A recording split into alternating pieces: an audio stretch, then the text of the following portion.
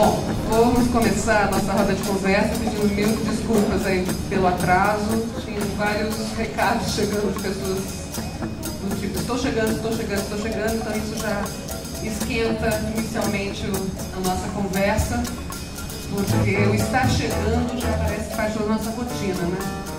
Os atrasos dos trânsitos que a gente tem vivido, não só em São Paulo, onde é a sede do Instituto Democracia e Sustentabilidade, o IDS, mas também aqui em Brasília, onde morei também por muitos anos, e estamos aqui enfrentando coisas impensáveis antes para Brasília, né? Que são alguns engarrafamentos, congestionamentos aí que ninguém imaginava que fosse viver aqui numa cidade planejada para automóvel.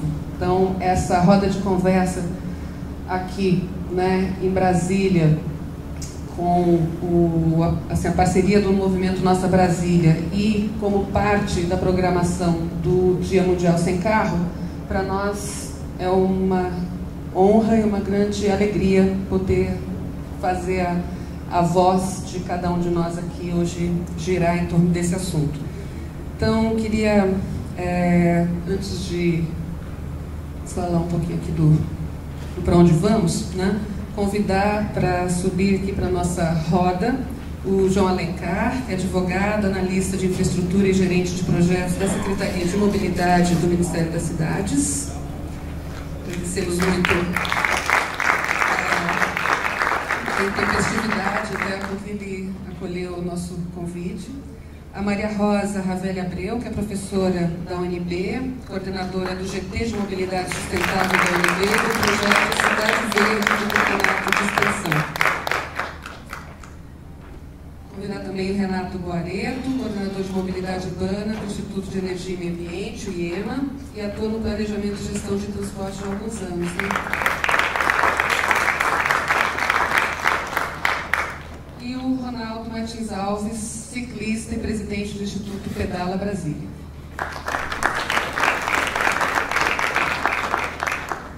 Podemos sentar aqui.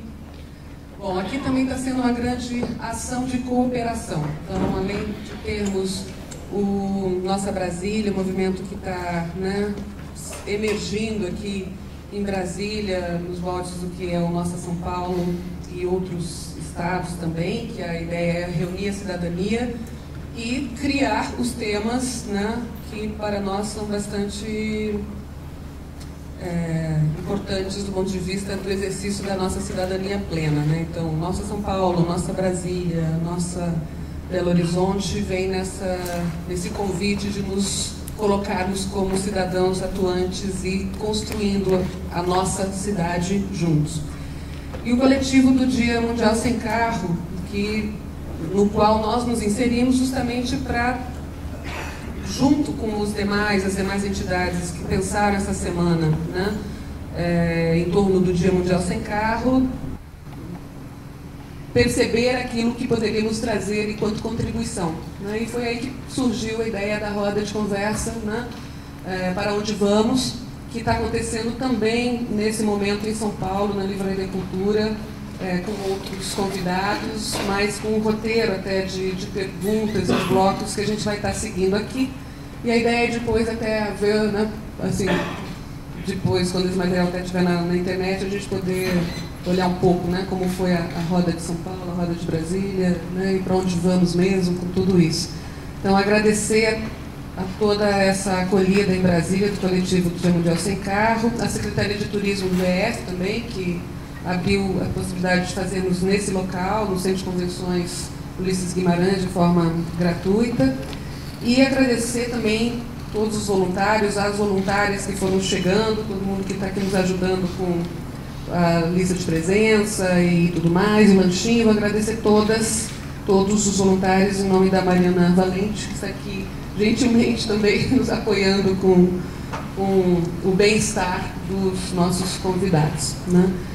Bom, vamos aqui fazer uma apresentação rapidinha, então, né? Ou para onde vamos, né? Pode dar mais um clique? Que essa foto até tá boa, né? Porque a gente tem enfrentado dias um pouco piores aqui em Brasília. Pode ir, né? Então, assim, do ponto de vista do Brasil, né, este ano a indústria automobilística deve ter mais de 80 milhões de veículos no planeta, 3,6 milhões somente aqui no Brasil, né? Então a gente fica pensando onde é que essas coisas se encontram, ou se elas não se encontram nunca, né? Vamos lá. Enquanto políticas, né, nacionais, governamentais. Essa também é um dado geral, né? Emissão de CO2 dos centros urbanos, 70% transporte individual, 16% transporte coletivo, 14% transporte de carga. A gente vai poder um pouco, né, ver melhor como é que essas questões da política nacional de mudanças climáticas conversam ou não conversam, né, com também a política de transporte e mobilidade. Vamos adiante? Bom, aqui também dados gerais que a gente trouxe, né? Somente 1% da malha viária de São Paulo é ocupada por transporte coletivo, em Curitiba e Porto Alegre essa malha não chega a ocupar 5% do espaço das vias, e se a gente for olhar Brasília, eu acho que a gente não chega no 1%, né? Vamos lá. Os investimentos também são discrepantes, né? Então, o dado do MDT é que a cada R$1 investido em transporte público, 12 foram utilizados no incentivo tributário para carro e moto. Então, onde isso vai chegar, ou como podemos mudar, talvez a pergunta para chegar em outras respostas, né? Pode adiante. Acidentes, poluição, perda de produtividade, ou seja, se tudo isso for somado, né, só São Paulo, a deseconomia dos congestionamentos, chega à astronômica quantia de 60 bilhões, né, ano. Então, onde podemos ir na direção de uma equação mais sustentável desses recursos públicos? Vamos adiante. 2011, aí essa parte é mais dramática, né? Quer dizer, você tem a cada 3 dias um Boeing caindo, né? Se formos contabilizar o que significa essas 44 mil mortes resultantes de acidentes no trânsito. E acho que isso tudo, esse dado, por exemplo, nos une a todos, né? Porque assim, eu acho que cada um de nós conhece alguém na sua rede que já foi vítima de um acidente, e alguns como vítimas fatais também. Eu tenho, infelizmente, uma grande amiga nessa situação, né, de morte inesperada, por uma situação absurda de acidente no trânsito. Ou seja, pode fechar? Mais um, né? Então, uma das questões, né, que é importante é a política, né, nacional de mobilidade urbana, a nova lei, e justamente uma lei que foi talhada, acompanhada por inúmeros, né, movimentos sociais, inúmeras entidades. Então a gente pode dizer, sim, que é uma lei que é resultado de uma ampla mobilização da sociedade brasileira, né, e ali tem conquistas bastante importantes para, primeiro, todos, né, tomarem conhecimento, para além daqueles que acompanharam e que têm uma relação de ativismo, de atividade política mais próxima, né?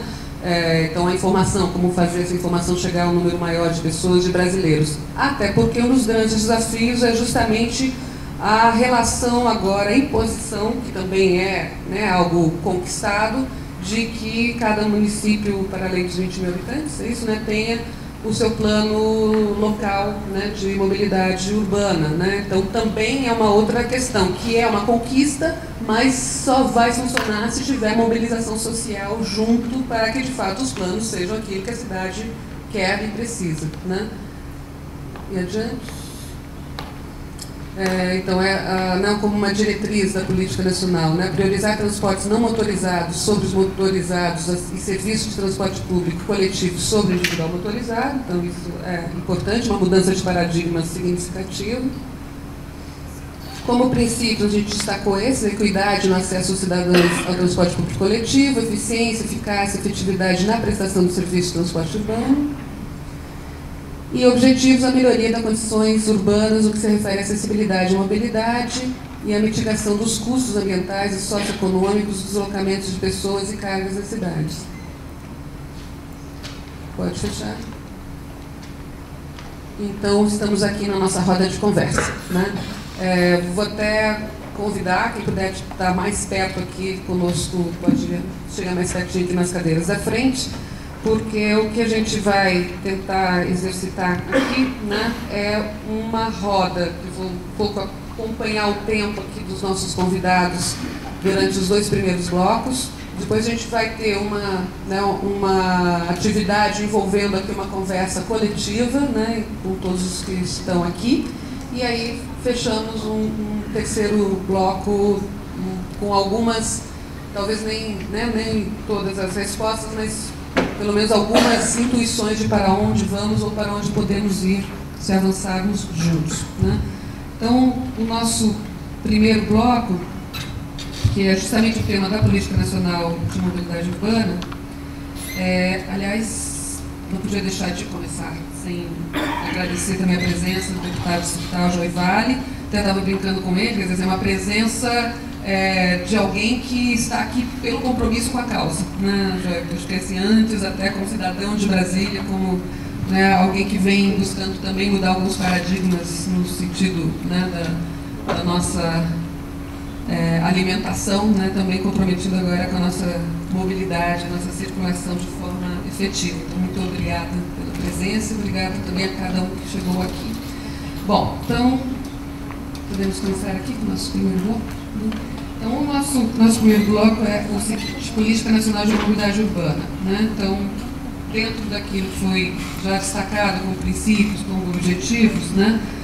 As perguntas que nós queremos trazer para nossa roda são as seguintes: a lei oferece os instrumentos necessários para atingir os objetivos a que se propõe, né? Então, o que vocês acham, né? Quais são esses principais instrumentos para justamente a gente poder chegar, né, numa mudança de paradigma, de fato, de ter o transporte público priorizado e a mobilidade, né, abraçando as outras modalidades, nos outros modais, inclusive a bicicleta e o pedestre, né? Então, primeiro isso, quer dizer, essa lei tem respostas e que instrumentos são esses? E se as nossas instituições estão preparadas para enfrentar os grandes desafios para a sua implementação? Então, vou colocar aqui o microfone. Eu acho que tem que apertar o botãozinho aqui. Acho que podemos começar.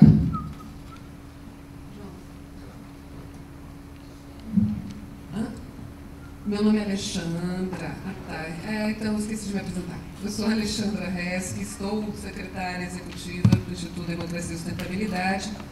O Instituto, como eu disse, tem sede em São Paulo, né? E fazem parte do conselho do nosso instituto a Marina Silva, o Guilherme Leal, a Mariane Setúbal, o Beto Ricardo do Instituto Socioambiental, João Paulo Capobianco é o nosso presidente, e a Gisela Morro também faz parte do nosso conselho.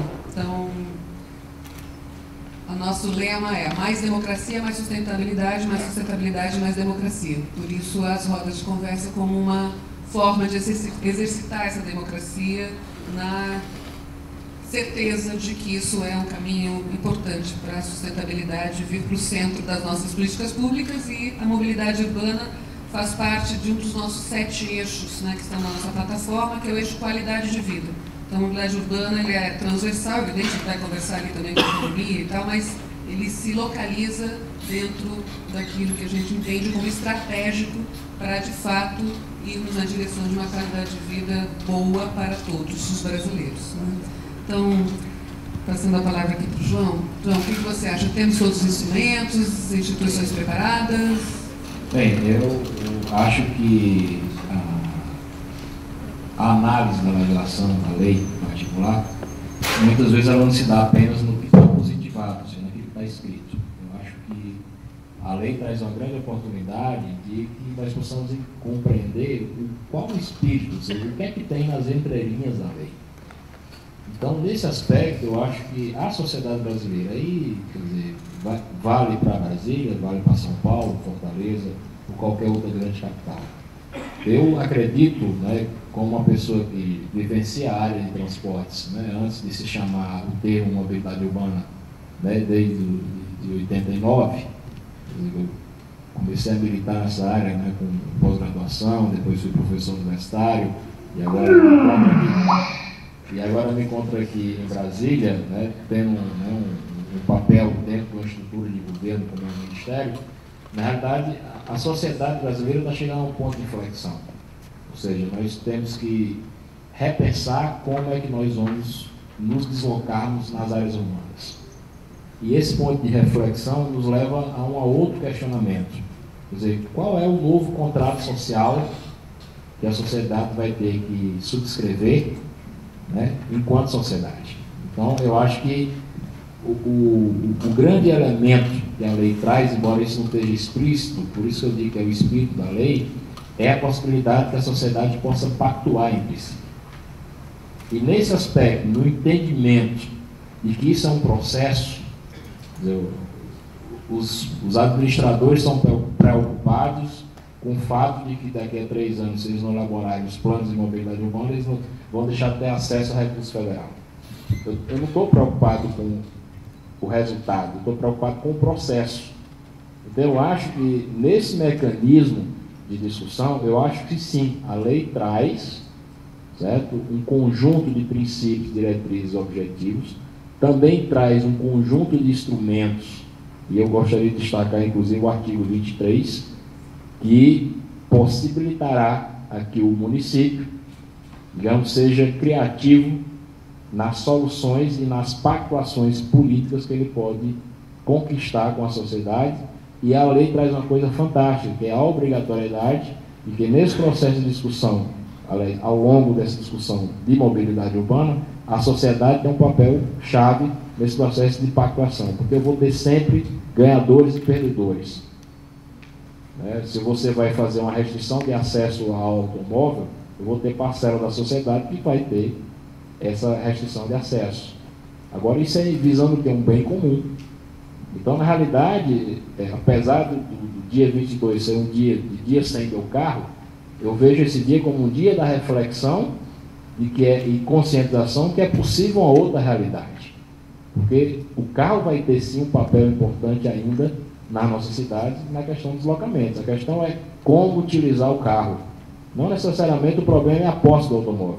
Porque se nós pegarmos dados europeus, você vai ver que o índice de motorização das cidades europeias também é alto. A questão é o uso. Agora, o uso é função de diversos parâmetros, dentro dos quais ter opções efetivas de deslocamento em áreas urbanas através de redes eficientes de transportes.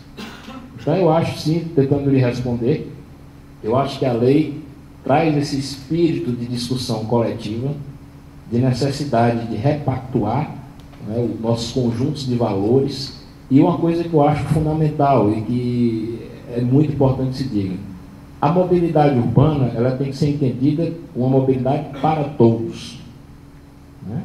E essa mobilidade para todos, ela tem que ser, de certa forma, custeada por todos. Hoje nós temos um modelo tarifário que penaliza o usuário, porque você tem hoje o modelo de remuneração Custo Plus, que é o que eu chamo de política de condomínio, ou seja, soma a despesa e divide por quem paga. Mas será que a pessoa que não utiliza o transporte público não se beneficia da existência dele? Então nós temos que discutir na questão da mobilidade urbana como eu vou financiar essa mobilidade urbana. E o financiamento não se dá apenas na infraestrutura, se dá no dia a dia, de como é que eu vou fazer com que aquele cidadão que não tem renda tenha o mesmo direito daquele que tem renda de expor e usufruir de um transporte público. Porque de pouco vai adiantar passar uma linha de ônibus na porta do cidadão e ele não ter o dinheiro para entrar no ônibus. Então, essa discussão, a sociedade vai ter que encontrar soluções próprias em cada cidade brasileira, nessa discussão de quem financia a mobilidade urbana. Então, é a mobilidade urbana de todos, para todos e financiada por todos. Essa é a discussão que tem que estar no centro das discussões de mobilidade urbana. Certo? Então, eu acho isso muito importante que se dê início a esse processo de discussão. Certo? Obrigado, João. Renato, o que você acha em termos de instrumentos? Temos todos os instrumentos?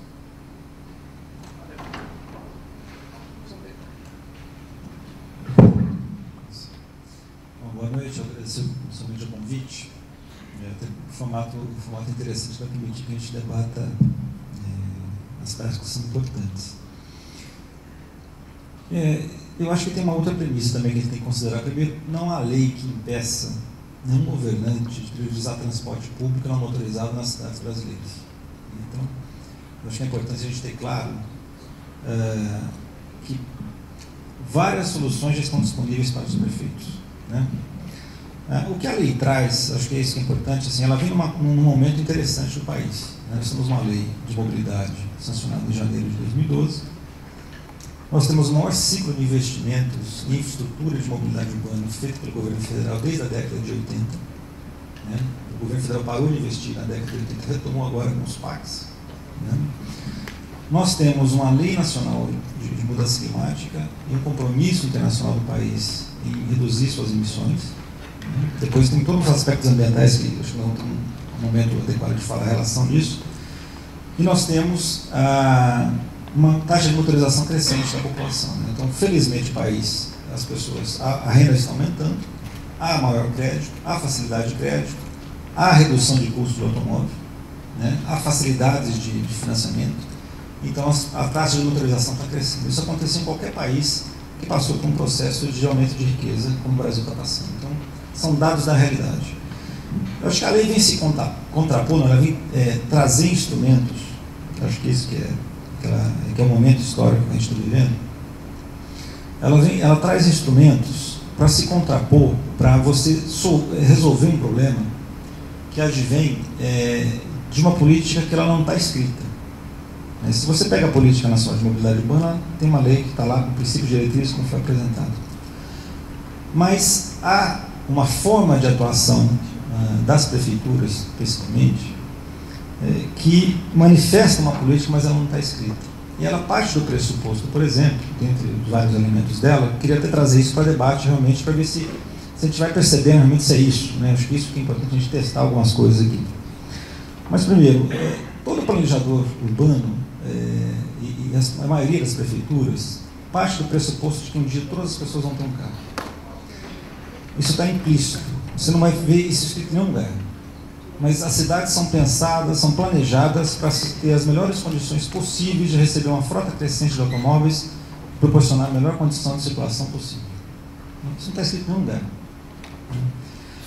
Então, parte do pressuposto de que um dia todas as pessoas vão ter um carro. Isso não é factível do ponto de vista social, ambiental e econômico.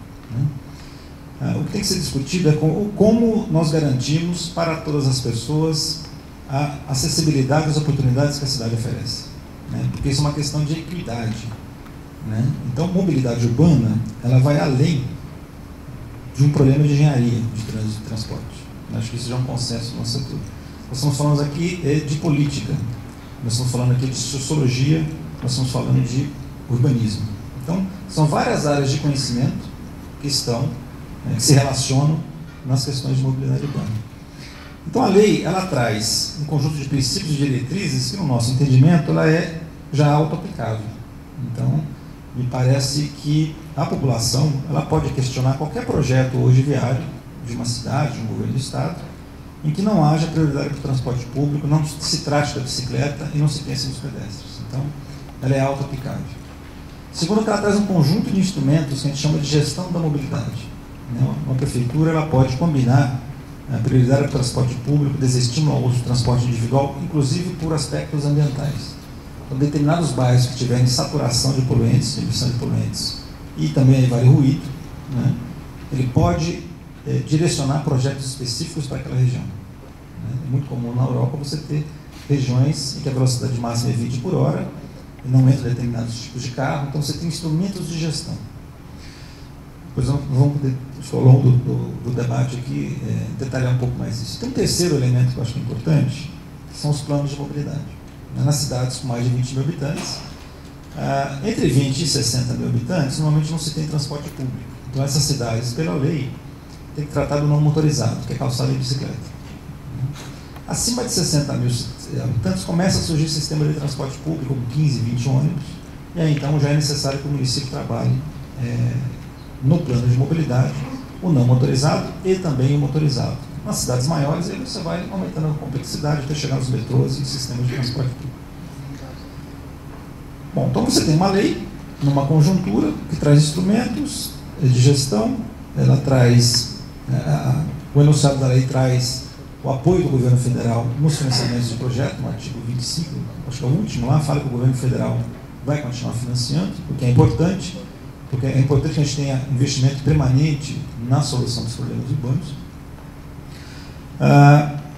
E depois eu queria, eu só vou começar acho, o assunto, para poder retomar, mas é que também esse elemento do plano de mobilidade urbana não seja visto como um passe de mágica. Quer dizer, a partir do momento que a cidade tiver o plano de mobilidade, parece que todos os problemas vão ser resolvidos.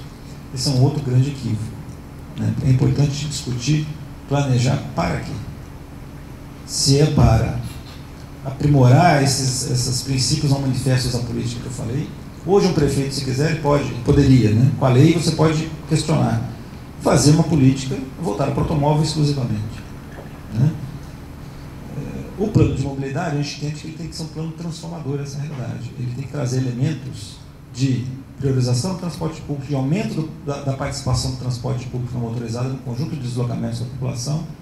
Ele tem que trazer uma proposta de redução do consumo de energia, emissões de poluentes para melhorar a qualidade do ar, um compromisso com redução de gás de efeito estufa, de acessibilidade para as pessoas, de dar oportunidade para as pessoas acessarem os bens que a cidade promove, todas as melhorias que a cidade promove. Se o ser humano hoje mora na cidade, tem vantagens. Essas vantagens têm que ser democratizadas para todos. Então, eu inicialmente queria colocar esses elementos, eu espero que a gente aprofunde no debate, porque existe um desafio colocado para esses planos também. Que tipo de plano vai ser esse? O que a gente quer com um plano desse? E esses princípios não manifestos, tem vários, o que a gente pode começar a trazer. E só para terminar, é interessante perceber uma outra coisa. Nós que temos carro, normalmente todo mundo compra o carro e vai para a rua. E começa a reclamar do congestionamento. Eu acompanho a imprensa aqui brasileira, na rádio no período da manhã, todo mundo falando de congestionamento. Colorado, não sei o que, saída do Guaraná, todo mundo congestionando. E nós nos colocamos como vítima, quando na realidade nós somos a causa do problema. Nós congestionamos a cidade. Nós com os nossos carros. E nós congestionamos com os nossos carros o transporte público. Somos nós que atrapalhamos o transporte público que leva a maior número de pessoas nas cidades. E nós ficamos cobrando do Estado uma solução do problema que nós temos. Grosso modo é isso, no fundo. Então acho que é importante que a gente seja chamado, por exemplo, o importante da jornada na cidade sem meu carro é justamente começar a trazer um pouco dessa reflexão, quer dizer, como é que a gente pode contribuir também para a solução desse problema, ou no mínimo, para não piorarmos o problema. Acho que aí está associado ao uso que o João colocou, que eu acho que eu espero que a gente trabalhe mais hoje aqui nessa discussão.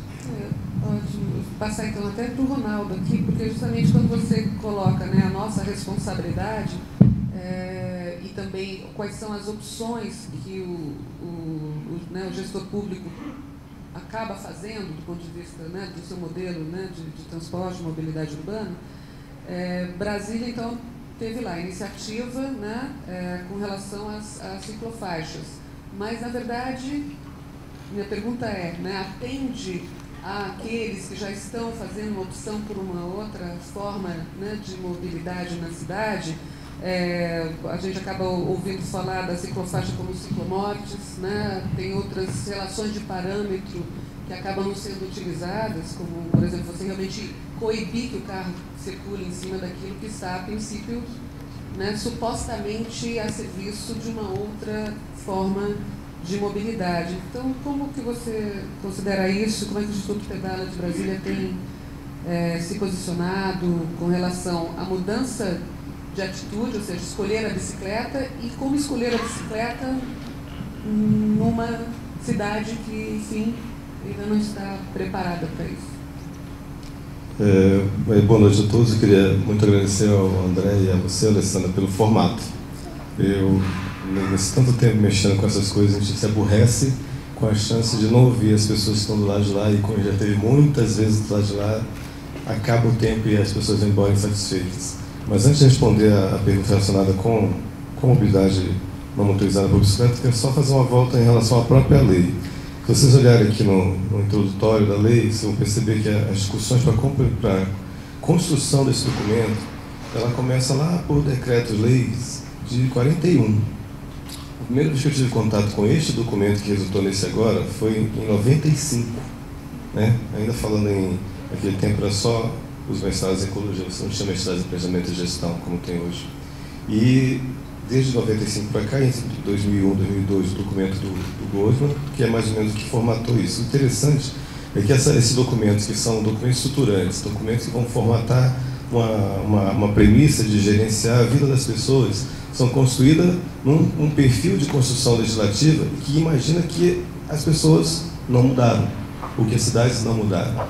Então, as premissas desse documento, que é o Plano Nacional de Mobilidade, estão amarradas a preceitos e ações e comportamentos e estruturas de 41, de 91, 95, depois 2003 e agora 2011, em que foi feita a última tramitação e que alguns técnicos legislativos, já no Senado, que ela estava na Câmara Legislativa Federal, e vai ao Senado com o PLC 1066, e o pessoal pega agora vão arrumar. Em geral, o trabalho legislativo ele é feito em cima, no contexto agora da experiência mais recente, no contexto do Congresso, ele é feito em cima da experiência de construção legislativas do mundo inteiro. Um copia e cola muito gente boa, sabe? Então você consegue perceber que no contexto dessa legislação que está aqui, ela é um baita desse documento, sabe? Em que você pega soluções muito bem pensadas para situações fora daqui e tem que incorporá-las aqui, até porque naquele momento, vamos pensar agora 2010, que ela começa efetivamente a tramitar mais rápido, a população, a comunidade começa a se movimentar, começa a se expressar, começa a se incomodar. Então isso faz com que o final desse documento seja um pouquinho mais positivo do que as primeiras documentações que eu tenho arquivado desses todos os documentos, que estão lá atrás. Então isso é uma prova cabal de quando a gente se movimenta, de quando a gente se mobiliza, quando a gente participa, quando a gente se acorda, a gente pode inferir, pode interferir e pode colaborar. Essa é a primeira coisa importante relacionada com o perfil da legislação que está aqui hoje, sancionada, com vetos importantes, mas sancionada. Uma outra coisa, só para finalizar essa parte da lei, é o contexto da primeira pergunta. Sim, ela, como lei construída, baseada em exemplos, e exemplos que podemos considerar bem ou mal sucedidos, não são nós podemos julgar, até por falta de conhecimento. Mas ela traz, sim, os instrumentos necessários para fazer a sua aplicabilidade. Mas eu vou direto ao último ponto, que é, estamos capacitados e preparados para a sua implementação? Eu vou pegar como exemplo que nós temos aqui alguns, até mesmo do Ministério das Cidades. Quando nós fomos fazer os primeiros estudos que conceberam aquilo que era o Estatuto das Cidades, certo? Também levou um tempo para ser concebido e hoje é uma lei que obriga a fazer uma porção de coisas, dentre as quais a organização dos planos diretores municipais. Eu não sei a experiência que vocês têm com isso, mas eu tenho a oportunidade como gestor. Exato. E tenho a oportunidade de fazer financiamento de programas e projetos para municípios da Amazônia Legal. E uma das coisas muito interessantes era acompanhar no município a criação dos planos diretores.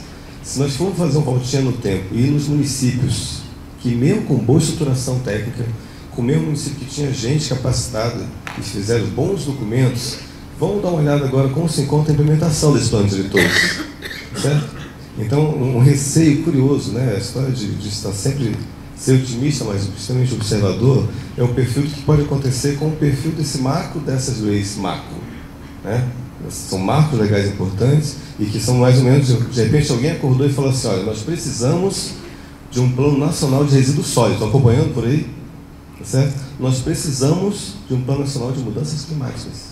Nós precisamos de um plano nacional de mobilidade urbana. Não se cita em nenhum momento, só um parênteses rapidinho, a mobilidade rural. Certo? Nós precisamos de um plano de saúde pública, nós precisamos do plano. E as pessoas são dinâmicas, a vida da cidade, a vida é dinâmica. Então esses planos que levam um tempão para serem concebidos, esbarram naquilo que é o momento que as pessoas vivem. Mas, de novo, sendo otimista, estão passando por um momento que isso é bom. Porque, queira ou não, acho que tem muita gente interessada e muita gente importante capacitada nessas discussões. Eu respeito muito o trabalho das pessoas que são técnicas nas suas áreas e se abdicam a fazer aquilo que foi determinado.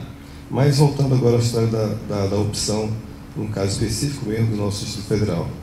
Com certeza, nós somos talvez um dos grandes exemplos do que não se deve ser feito, no contexto até da concepção do próprio Lúcio Costa.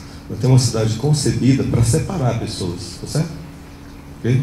Não vamos questionar, não sou urbanista, sou apenas biólogo, certo? Mas o interessante é, temos uma cidade sim pensada para separar e setorizar a cidade. Então você setoriza, como você faz para otimizar o deslocamento? Se toda vez que precisar, o setor de farmácia tem que pegar e deslocar, não importa de que modal eu vou usar. Vou ter que sair de tal lugar e vou ter que ir lá na farmácia. Porque talvez o ideal seria eu ter perto do meu, que é uma concepção urbanística mais interessante, ter todos os componentes da necessidade da população perto da sua moradia. Então eu precisava ir a pé, ou bicicleta, 3 quilômetros. A Calói acabou de lançar uma campanha de vá menos de 3, mais bike, tá certo? Mas esse é um contexto. Nós temos uma cidade pensada para ser separada, para ser segregada mesmo na sua... E isso impõe o deslocamento maior. Então você consegue, por exemplo, uma cidade que foi pensada e teoricamente concebida para ser moderna. Moderna é um conceito de quando? Tal qual a lei. Moderna a ser concebida lá em 1960. A modernidade de hoje é a modernidade da integração, realmente, né? Você pode deslocar-se facinho de um lado para o outro. Perceberam que nós moramos, eu não moro em prédio, no plano piloto, eu moro em casa. Mas as pessoas que moram em apartamento, quantos nós conhecemos o cara da nossa porta do lado? Tá certo? Então, essa setorização ela complica todas as formas de interação das pessoas, inclusive a de movimentação dentro das cidades. Então, nós não estamos preparados para aquilo que nós estamos vivendo agora, que é uma lei que vem, sim, impor uma certa urgência de comportamento, de opção. Se essa opção é A, B ou C, não importa, mas nós vamos fazer opção. E voltando à história da não preparação, vamos nos nossos gestores. Um carinha para tomar decisão, se aquela proposta que está prevista naquela lei macro, que vai ter que se obedecer pelo meu contexto técnico mais perto de fazer a minha lei local, ele vai ter que tomar a decisão de fazer isto ou aquilo por aquele orçamento que ele previamente foi instituído no ano anterior. Se esse camarada não estiver muito capacitado para compreender que, apesar do plano, apesar da lei, apesar do histórico de crescimento e dinâmica do cidadão e das cidades, como que ele vai tomar a decisão? É o que nós temos aqui nesta semana que nós estamos vivendo, tá certo? Em que o nosso transporte público, extremamente escrachado o tempo inteiro, ele só tende a ser cada vez pior em função da tomada de decisão. Então falta qualificação, falta capacitação, falta sensibilidade e falta visão para esses gestores. E aí é a história de não estarmos preparados, apesar de que a lei, com seus grandes avanços em relação à sua elaboração técnica, realmente é um ganho para a comunidade. Mas esse primeiro momento, e em relação ao transporte motorizado, que é absolutamente uma coisa que, no nosso caso, desta cidade, em que a previsão de estrangulamento viário total é para 10 anos, um pouco mais do que São Paulo, o que se tem hoje é a opção, uma sensação de opção para, quando estrangular, eu vou ter algo de opção. O que é esse algo? Pode ser a ciclofaixa, o acostamento ciclável pensado pelo governo Arruda, que está lá no Lago Sul, Lago Norte, subido até as pontes, tá? Pode ser ciclovias, com muita luta de 12 anos aí brigando para que os projetos executivos virassem obra, e estão um pouco acontecendo, apesar de todas as nossas discrepâncias de pensamento, mas a concepção que é quase pessoal, é que nós vamos literalmente chegar no momento que vai ser uma alternativa única, porque o meu carro vai ter que ficar parado, porque se eu quiser sair, está engarrafado dentro da porta do prédio. O cara vai buscar a bicicletinha de R$250 no supermercado, vai botar na rua. Vai ser a única opção que ele tem para deslocar-se a mais do que 7 km. Então, é uma expectativa, a gente aguarda um pouquinho mais do debate. Então, Ronaldo, assim, quando o Lúcio Costa pensou, né, Brasília, né, ele pensou os nossos comércios como, de fato, aquele lugar que ia ser mesmo acessível. Eu ia estar ali, ia ter a padaria, ia ter a farmácia, eu ia poder andar a pé, né? Agora, né, o que faz você mudar até assim, uma proposta de um plano integrado para uma forma de organização do mercado, né, onde aí você vai ter especializações nos nossos comércios locais, da farmácia, da elétrica e tal, e vai perder, né? E acho que até a gente tem aqui só a única quadra que respeitou a ideia original de estar voltada para dentro da quadra, né, é hoje considerada uma das mais feias, aquela na Zona Norte, a 405 ali, né, que tem aquelas rampas, né, voltadas para onde o carro passa. Super desvalorizada. Mas se você pensar, é a única que foi na direção de se voltar para dentro das quadras. Então, de que lugar o consumidor, né, optou por mudar a lógica do plano concebido? E acho que a Maria Rosa pode nos ajudar a fazer essa relação, assim, do ponto de vista, né, da academia, pensando no planejamento, pensando na cidade, e tendo essa lei, né, temos todos os instrumentos nela e são suficientes para que de fato se materialize?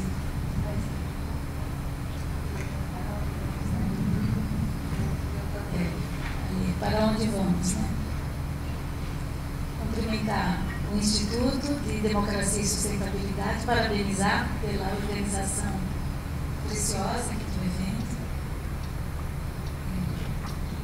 cumprimentar o coletivo, o nosso coletivo do Dia Mundial Sem Carro, da Semana da Mobilidade, né, que juntou tantos jovens, mobilizou tantas pessoas, com vontade de ter melhorar a vida das pessoas, né? Porque isso que é o assunto da melhorar a mobilidade e melhorar um ponto que hoje está estrangulando, prejudicando muitas pessoas. Eu acho que tanto o João quanto o Boareto falaram bem, participam já há muito tempo, né, da legislação, da construção da lei, colocaram os pontos principais. Aliás, você já colocou os principais pontos, que é a diretriz em relação ao prioridade ao não motorizado, né? A questão da mitigação da emissão de gases de efeito estufa e também a questão da equidade, né? Que são 3 pontos-chave dessa lei, que, como colocou o Ronaldo, é uma lei estruturante, é um marco. Então, eu não sou da área de transportes, sou da área de educação, trabalho mais o campo transversal do meio ambiente, e o transporte a mobilidade é ligada à questão ambiental e à questão da cidadania, né? Então, eu acho que a mobilidade que nós temos hoje, quando você pergunta aí no Instituto aonde vamos, vamos a cada vez mais para uma sociedade mais excludente na mobilidade. Então, a gente tem uma visão muito crítica, não da lei, uma visão muito crítica de como os planos diretores de transporte vêm sendo implementados e vêm sendo construídos nos últimos anos. E, em primeiro lugar, ela agudiza, ela amplia a exclusão. O pobre fica em ônibus extremamente precários, caros, com a tarifa não integrada, e a população com maior renda consumindo os automóveis com uso intensivo do automóvel. Como bem colocou a presidenta Dilma quando ela lançou agora o projeto do metrô de Curitiba, eu achei muito interessante o que ela falou. Porque Curitiba é uma cidade com os maiores índices de uso de automóvel do país. E tem um modelo de transporte que era considerado transporte público modelo. E isso mostra que o ônibus tentando substituir o metrô nos eixos principais e não tendo uma integração perfeita, com grande capilaridade dos ônibus nos bairros, nas localidades, não adianta, né? Então, você tem que ter alta capilaridade de atendimento.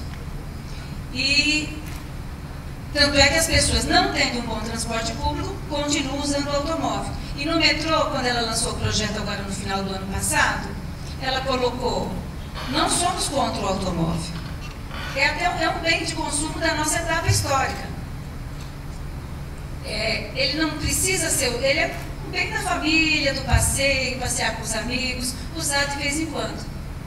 Ou, conforme o tipo de emprego, a pessoa às vezes precisa, um corretor, uma pessoa precisa circular. Mas são profissões muito específicas que precisam de usar o automóvel com intensidade no cotidiano. Então, agora, essa pesquisa que foi feita a semana passada, eu achei interessante lá em São Paulo, que eles colocaram, cerca de 80% dos paulistanos disseram: se tivesse um transporte público bom, eu gostaria muito de deixar o carro em casa. Então, não é verdade que as pessoas são apaixonadas pelo automóvel. As pessoas gostam do automóvel como aquele instrumento de liberdade, de prazer, tudo isso. Mas, para o dia a dia, você tem que ter o transporte. Agora, então vem o ponto.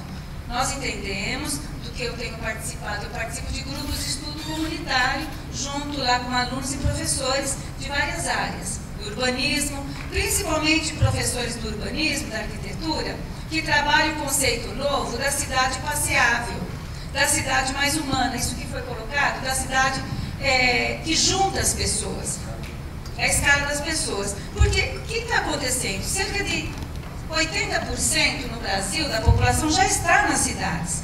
Então é aqui nas cidades que nós temos que trazer a natureza, porque é muito bom a natureza. O passarinho, o vento, as árvores.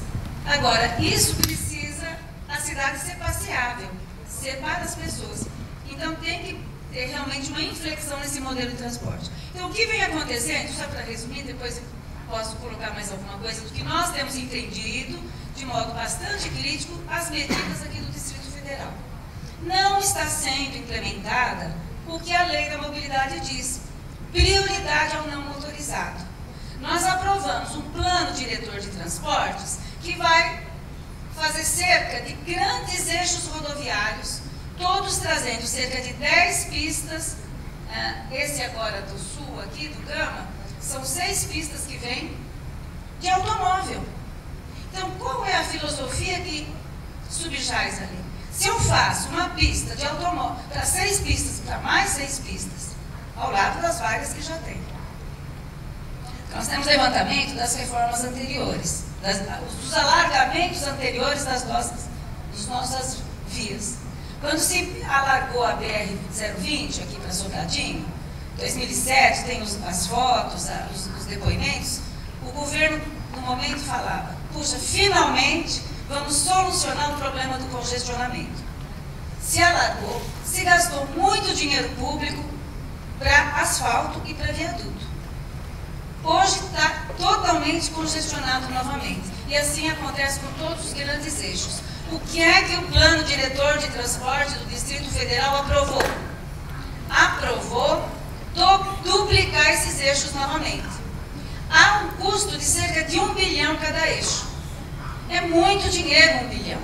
Aí nós fizemos um levantamento. Se pusesse um trem para Sobradinho e para Planaltina, quanto custava?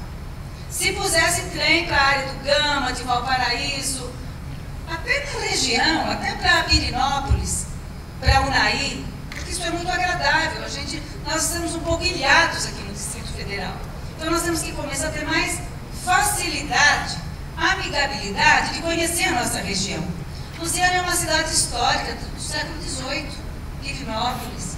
E o acesso é difícil. Bom, resumindo, não lamentamos, no nosso entendimento, estamos na contramão do não motorizado, da mitigação do ar, porque nessa última, aí quando teve a licitação dos ônibus, a comunidade foi no Ministério Público e pediu que se licitasse ônibus mais saudáveis.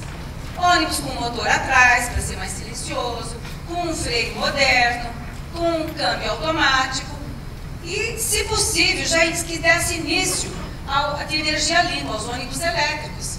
A China está com um plano de até 2020 colocar cerca de 5 milhões de ônibus. Hoje ela já tem 500 mil na rua. A Europa toda tem ônibus elétrico, fazendo o que eles chamam de uma política de mobilidade, que se chama transição para uma sociedade de baixo carbono. Então, de fato, e aí, para ter capilaridade, além de já ter uma excelente rede de metrô, uma excelente rede de trens metropolitanos, excelente rede de ônibus paralela, né, que ajuda, ainda agora temos ônibus de bairro, que passa rua por rua. Então, se eu tenho que ir na padaria, levar a criança na escola, e no posto, no correio, você tem um ônibus de bairro elétrico, já há 5 anos em Paris. E tem ainda metrô de superfície nas grandes avenidas. É um metrô subterrâneo. Então, veja bem, é lamentável, com toda a experiência, nossas autoridades viajam. Agora mesmo, para nosso evento, convidamos a diretora do metrô para a nossa roda de conversa no sábado. Convidamos outras autoridades de transporte. Todos estão na Alemanha e é muito bom que estejam lá. Vem de uma feira de mobilidade. Vão ver trens modernos, metrôs. Há poucos meses foram todos. É muito bom. Recentemente o nosso governador foi na China, viu uma fábrica de ônibus elétrico. Nós ficamos felizes, falando: puxa, ele vai trazer a fábrica, isso gera emprego verde. Aí disse que não gostou da fábrica, parece. Então, por quê?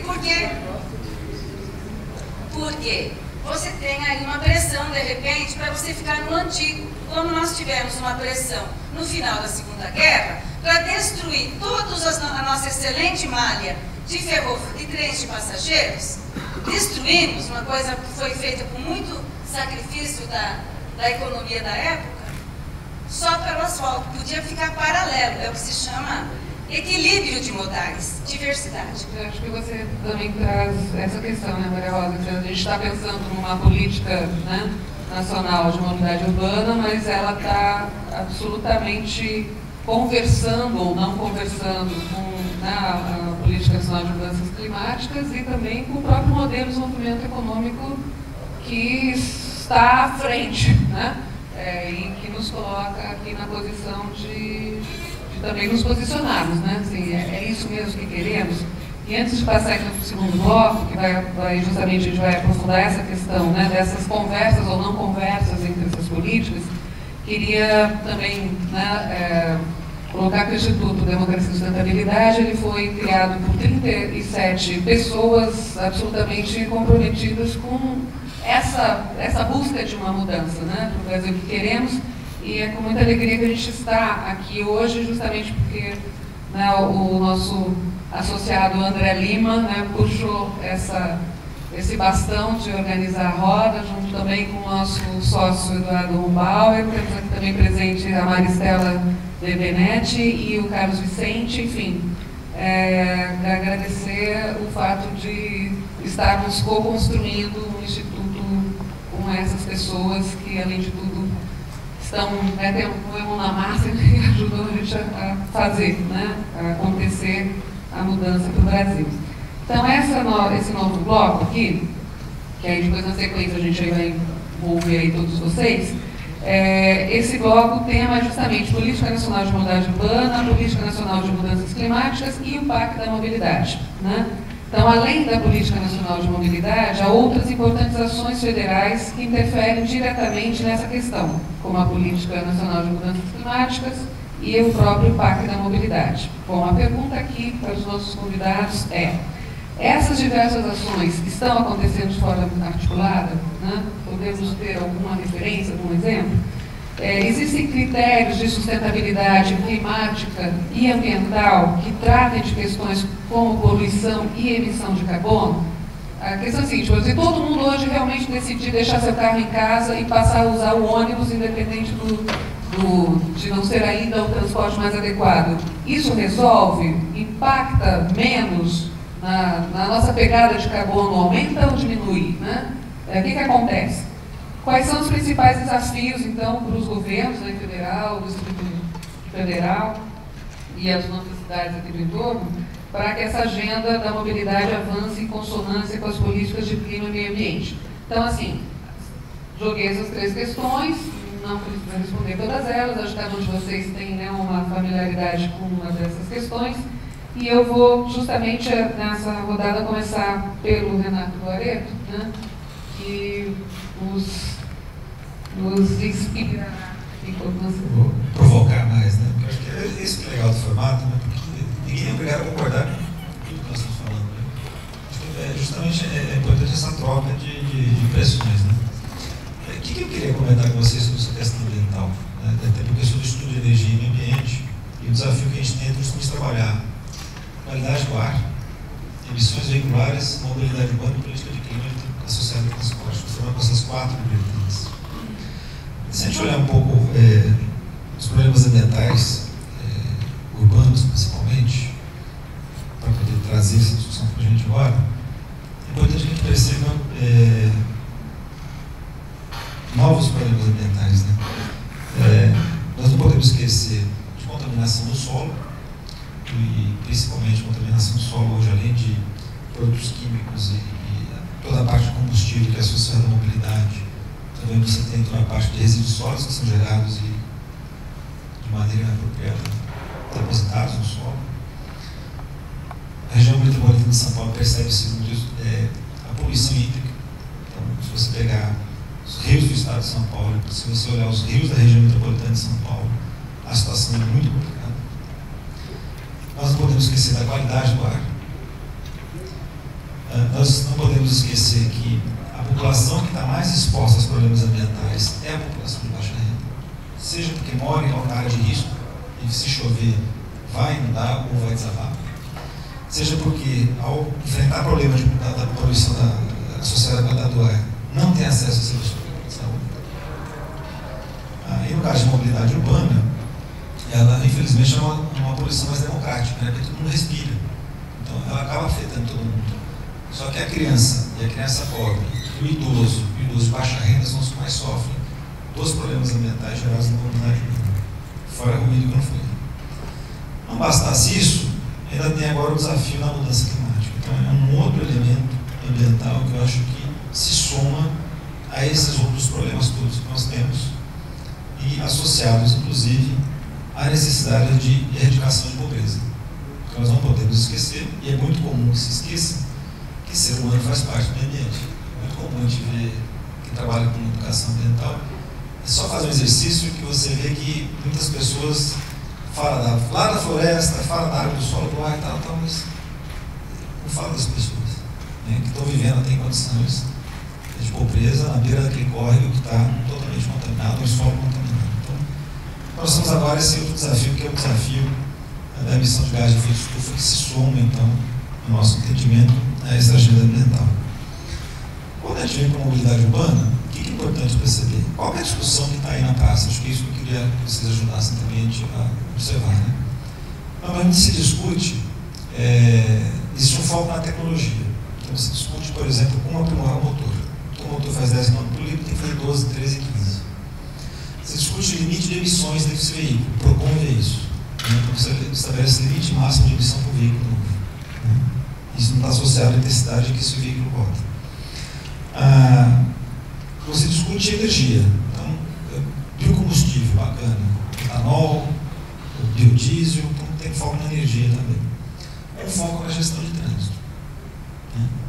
O que a gente tem trazido é que a mobilidade urbana, a política de mobilidade urbana, ela é uma política associada à mitigação dos problemas ambientais. Então, a política de mobilidade urbana tem que ser parte da solução. Transporte público é parte da solução do problema ambiental, não é parte da causa do problema ambiental. Acho que assim é importante a gente começar a refletir, né? Construir consensos sobre algumas coisas, porque não vai adiantar nada se nós tivermos carros elétricos emitindo zero na cidade, se a energia elétrica para carregar esses carros for abaixo de termoelétrica, a diesel. E não vai adiantar nada nós temos os carros todos elétricos parados no congestionamento. Né? Então, não é por aí que nós vamos resolver. O que nós temos que discutir é a acessibilidade. Quer dizer, como é que as pessoas vão chegar. Quem faz reunião não é carro, são as pessoas que estão no carro. Quem vai ao dentista não é o carro, são as pessoas que estão no carro. O transporte público. Então, nós temos que cuidar da acessibilidade das pessoas. Então, por isso que a gente defende o transporte público e não motorizado, porque é como você propicia a acessibilidade ao maior número possível de pessoas. É por isso que a gente discute como é que a gente prioriza a via. E a via é um espaço de disputa. Diferente do Brasil, que pode ampliando via, em São Paulo não existe mais isso. Se você tiver que desapropriar uma faixa lá que tem 30 prédios de 30 andares, são milhões. O que se discute em São Paulo hoje é quem o poder público vai tirar do congestionamento. Está se discutindo que tem que ser o transporte público. Porque, de fato, você não vai conseguir. Uma cidade que, no caso de São Paulo, está embarcando 1000 carros por dia, vocês imaginam o que você tem que fazer de via para manter o nível de serviço atual. Dá conta. O que se discute aqui é que vai ser o congestionamento. Então, a política de mobilidade urbana, no nosso entendimento, aqui tem alguns objetivos ambientais muito claros. Por isso que a gente entende que, no caso do plano, já fazer uma ligação com o plano, você colocou as limitações de plano, o plano não é passo mágico. O plano de mobilidade tem que ter como objetivo aumentar a participação do transporte público não motorizado no conjunto dos locais da população. Acho que isso está muito claro no plano de mobilidade. O segundo aspecto, a mobilidade da cidade tem que reduzir o consumo de energia e, consequentemente, as emissões de poluição de poluentes atmosféricos e gases de efeito estufa. Um outro elemento que é importante no plano de mobilidade. É importante que esse plano tenha uma rede integrada com vários modos que se complementam, modos adequados à demanda. Então, onde é metrô, onde está no corredor de ônibus, corredor de ônibus, onde pode ser uma faixa de ônibus, vamos fazer uma faixa de ônibus, você tem bicicleta alimentando esse sistema, você tem acesso pelas calçadas, você tem as pessoas podendo andar. E é importante perceber um negócio, eu não lembro como são os dados aqui do Brasil. Mas em São Paulo, se você somar as viagens até 500 metros, na maioria das pesquisas elas são desconsideradas. E as viagens de 500 metros são normalmente realizadas a pé. Então, se você não enxerga isso numa pesquisa, você não vai fazer calçada. Então, se você presta atenção nesse tipo de viagem, você vai ter uma cidade que é baseada em calçadas, né, para promover o transporte não motorizado. Então, isso está muito claro no plano, que é esse diálogo do ponto de vista ambiental. Outra coisa que é importante é que o Brasil tem uma política energética voltada para o veículo individual. Então, você tem etanol, você tem redução de veículos, tem de emissões, uma série de coisas. Mas falta uma política ambiental para o transporte público. Não colocando o transporte público como vilão. Acho que isso que eu queria deixar muito claro, sabe? O transporte público, hoje, já é, do ponto de vista de todas as questões de acessibilidade, de preço e tudo mais, a melhor opção para a sociedade. Não estou falando só do transporte público que está aí, estou falando do transporte público de qualidade, de quantidade adequada, de preço razoável, né? Não se trata de falar para vocês agora, deixa o carro em casa amanhã, vamos pegar esse transporte que já está lotado e amanhã cedo. Não se trata disso. Nós temos que discutir que cidade que nós queremos e que sistema de transporte público nós precisamos e que nós temos condição de investir. Né? Começar a trabalhar um pouco, olhar para frente. Como é que a gente desenha isso?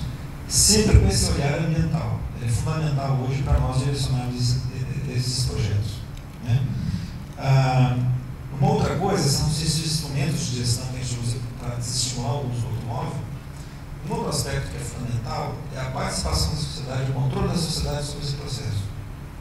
Ele é determinante também para o tipo de solução que vai ser dada. E não podemos esquecer que há interesses nisso, conflitos de interesse, de opiniões, diferentes escalas de conhecimento, de abordagem de problemas. E isso que a sociedade precisa estar participando, entendendo, aprimorando, e é isso que constrói, infelizmente, a democracia. Né? Então não dá para se separar, para encerrar, né? As questões ambientais das questões sociais e da democracia, porque é isso que permite que a gente questione, que a gente provoque avanços, que a gente aqui trocando ideias. Olha, Renato, peraí, você está falando coisa que não é bem assim. É um pouco diferente do que você está falando. É isso que vai aprimorando essa democracia brasileira. Eu acho que é importante a gente perceber que não dá para dissociar isso aí. Nós já vimos em vários locais ditaduras calarem, né, e não deixarem que as discussões se aflorassem, e qualquer coisa que fosse questionado era antipatriotismo, quando na realidade você estava simplesmente discutindo questões ambientais, de inclusão social, para de oportunidades e equidade, que são valores políticos muito caros para nós. Então, acho que isso que não dá para dissociar todas essas questões de meio ambiente, democracia e inclusão social, garantia de direitos.